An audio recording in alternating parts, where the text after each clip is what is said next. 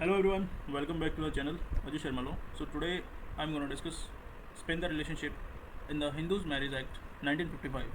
If you have ever heard someone says they cannot get married because they are related, this video will explain the legal and cultural reasons behind it. Break down this simple concept from the Hindu Marriage Act and understand why it's so important. So let's get started.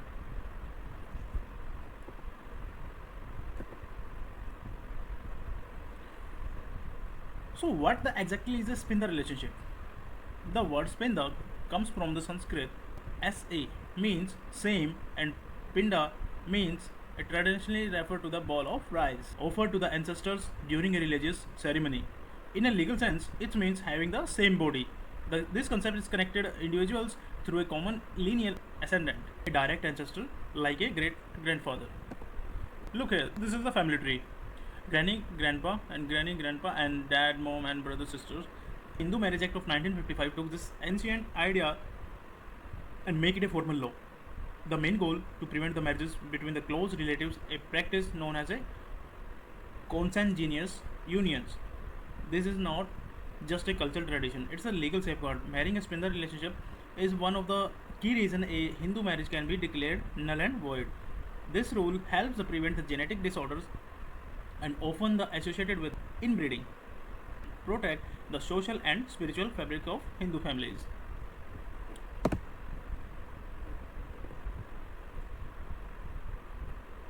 Now, the relationships. A Sapinda relationship is a legal and a traditional concept under the Hindu law, and the term Sapinda is derived from the Sanskrit sa means same and pinda means body. It's referred to the having a same body in the legal language. It signifies a connection between the individuals through a common lineal ascendant and ancestor in a direct line. The Hindu Marriage Act 1955 defines and codified this ancient concept to prevent the marriages between the close relatives. This is basically Sapinda relationship. So the prohibition of a marriage between the Sapindas is a core condition for a valid Hindu marriage. It aims to prevent the consanguineous unions, inbreeding, which are often associated with the genetic disorders. It also upholds the social and spiritual fabric of a Hindu family structure. The Hindu Marriage Act of 1955 took this ancient ideas and made it a formal law. The main goal to prevent the marriages between the close relative, a practice known as consanguineous union. This is not just a cultural tradition; it's a legal safeguard. Marrying a Sapinda is one of the key to reason a Hindu marriage can be declared null and void. These rules help to prevent the genetic disorder often associated with the inbreeding and protect the social and spiritual fabric of Hindu families. Section 3F of Hindu Marriage Act. How is the Sapinda relationship defined in this act? Let's discuss. Section 3F of the Hindu Marriage Act 1955 provides the legal definition. It traces the relationship upwards from the person and concerned who is counted as the first generation. The relationship extends to the third generation inclusive in the line of ascent through the mother, and the fifth generation inclusive in the line of ascent through the father. The law gets the very specific about this. Section 3F of the Hindu Marriage Act defines the Sapinda relationship with the clear generational limits. Think of it like a family tree. So this is the family tree. On the mother side, the Sapinda relationship extends to the three generations, including the person themselves. From mother side, third generation.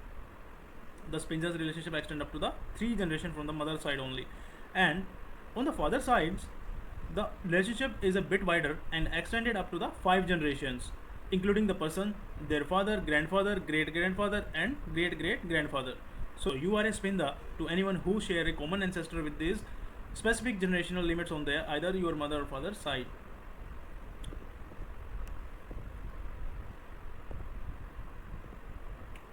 The prohibition and its exception of Section 5, Clause 5 of Hindu Marriage Act.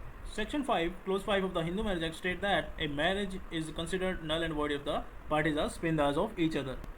Such a marriage is legally invalid from the beginning and can be declared so by a court decree under the Section 11 of the Act. A violation of this provision can also be led to the punishment under the Section 18B, which includes a simple imprisonment or a fine. This brings us to the main rule, and it's the one of the big exception. Section 5, Clause 5 of the Hindu Marriage Act states that the marriage between the two peoples who are Sapindas of each other is legally void from the very beginning. This means is not a valid marriage in the eyes of law and can be cancelled by the court. If you break this rule, you could even face the simple imprisonment or a fine under this act, according to Section 18B. But there is an exception. The prohibition does not apply if the marriage is permitted by a custom or uses governing each other of their party. This exception acknowledges that the certain communities, and particularly in the different part of India, have long-standing traditions of the marrying within these relationships. Examples: cousin marriages in parts of South India.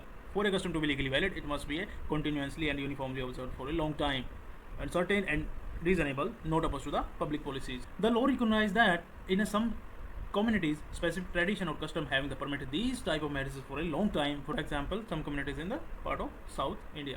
For a custom to be override the law, it must be proven to be continuous and practiced for a long term and certain and reasonable and not opposed to the public policy. If you can prove a valid long-standing custom, the marriage may be legally sound.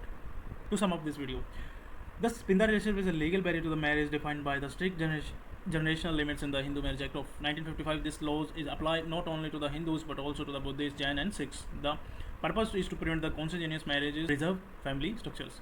The only way around the rule is with the valid and legally recognized custom.